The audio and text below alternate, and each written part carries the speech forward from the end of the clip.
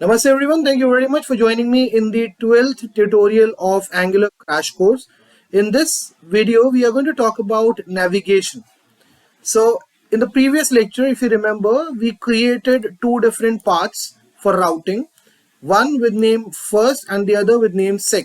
So, if I type first after 4200, it shows me the first component, and if I type sec here, it will show me the second component. I want to do it with a hyperlink.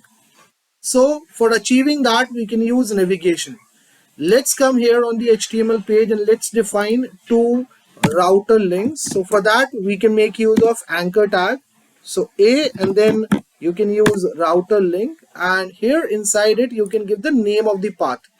So the first one is first, right, and let's just close it, and inside it we need to pass a text. Let's just break the line, and in the second line I'm going to define a router link for the second path, which is with name sec, and I will give it a name second.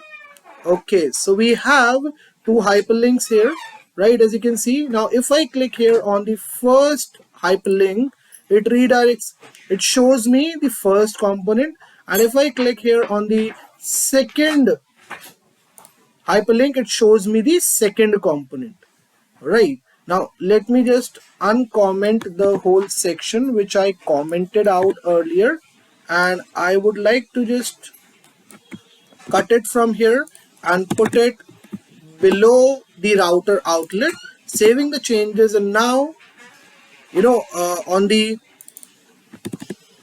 home page we are able to see everything whatever we have defined the code for.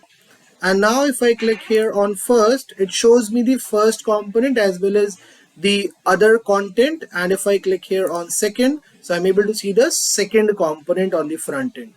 Right, so this is how you can make use of navigation. Thank you very much. This is it from my side in this lecture. I'll see you on the 13th lecture now. Bye bye, take care, and have a great day ahead.